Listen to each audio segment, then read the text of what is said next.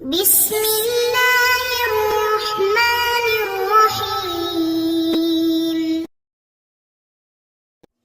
السلام علیکم ورحمۃ اللہ وبرکاتہ۔ امید ہے کہ آپ سب ایمان، صحت، عافیت اور برکت کے ساتھ ہوں گے۔ گزشتہ اسباق میں ہم نے فصاحت الکلام کو تفصیل سے پڑھا تھا۔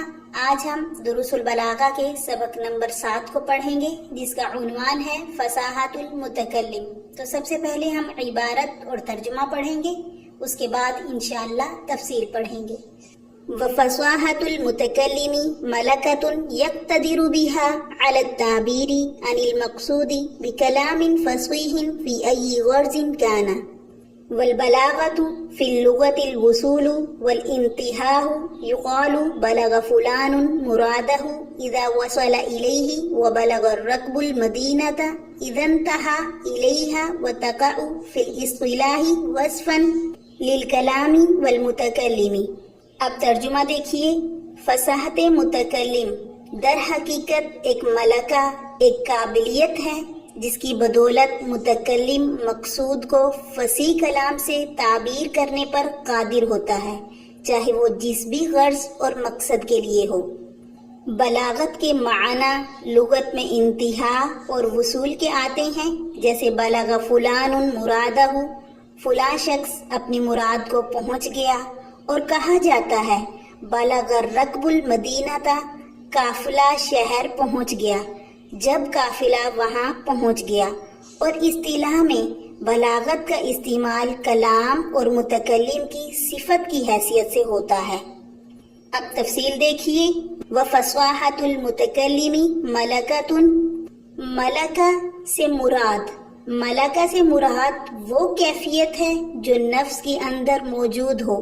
تو اگر کسی کے اندر یہ کیفیت نہ ہو، بلکہ اتفاق سے کبھی کبھار فصیح جملے استعمال کرے، تو ایسے شخص کو فصیح نہیں کہیں گے۔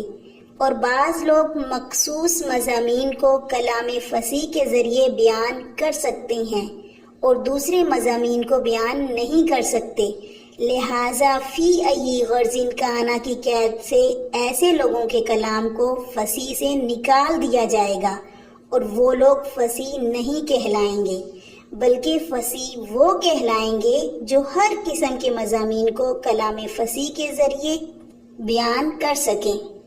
اور تیسری چیز جس سے فصیح ہونے کا تعلق ہے وہ ہے متکلم۔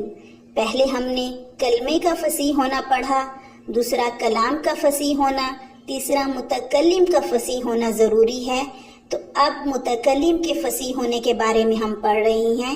تو متکلم کہتے ہیں بولنے والے کو، اس کا فصیح ہونا مطلب اس کے اندر وہ ملکہ ہے، وہ قابلیت ہے، وہ ایبیلٹی ہے، وہ سکلز ہیں کہ وہ فصیح کلام لا سکے۔ اب بلیغ کی طرف آ جائیے۔ بلاغت باعتبار معنی لغت، وصول اور انتہا پر دلالت کرتی ہے، اور بلاغت کے ساتھ صرف کلام اور متکلم متصف ہوتے ہیں۔ کہا جاتا ہے ھذا کلام بلیغ، یا ھذا قصیدۃ بلیغۃ، ھذا کاتب بلیغ، یا ھذا شاعر بلیغ۔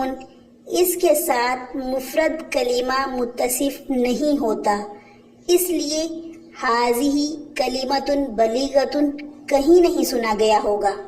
بلیغ کے اندر لفظ کو کبھی بلیغ نہیں کہا جاتا۔ کیوں؟ کیونکہ عربوں سے یہ کبھی نہیں سنا گیا ہوگا کہ یہ لفظ بڑا بلیغ ہے۔ ہاں البتہ اگر کسی چیز سے اس کا تعلق ہے تو جملے سے اس کا تعلق ضرور ہے۔ کہا جاتا ہے کہ جملہ بلیغ ہے۔ جملہ کب بلیغ ہوگا؟ جب وہ حالات، سچویشن کے مطابق ہو۔ بات کو حالات کے مطابق لانا، تو جب بات کو حالات کے مطابق لائیں گے تو وہ بلیغ ہوگی۔ اور دوسری چیز متکلم ہے۔ متکلم کا بلیغ ہونا یہ وہی ملکہ ہے کہ اس کے اندر وہ ملکہ، وہ قابلیت، وہ ایبیلٹی ہے کہ وہ بلیغ کلام لا سکے۔ خلاصہ دیکھیے، متکلم کا فصیح ہونا یہ وہ ملکہ ہے، وہ قابلیت ہے، وہ ایبیلٹی ہے کہ وہ فصیح کلام لا سکے۔ جملے کا بلیغ ہونا یہ تب ہے جب بات کو حالات سچویشن کے مطابق لائے. متکلم جب بلیغ ہوگا جب اس کے اندر اس بات کا ملکہ ہو کہ وہ بلیغ کلام لا سکے. بلاغت کے لغوی معنی پہنچنا اور انتہا کے ہیں. بلاغت اصطلاح میں کلام اور متکلم کی صفت واقع ہوتی ہے. آج کے سبق کے متعلق سوالات نوٹ فرما لیں. نمبر 1، فصاحت متکلم کی تعریف بیان کریں. نمبر 2، بلاغت کی لغوی اور اصطلاحی تعریف بیان کریں. جزاکم اللہ خیرہ.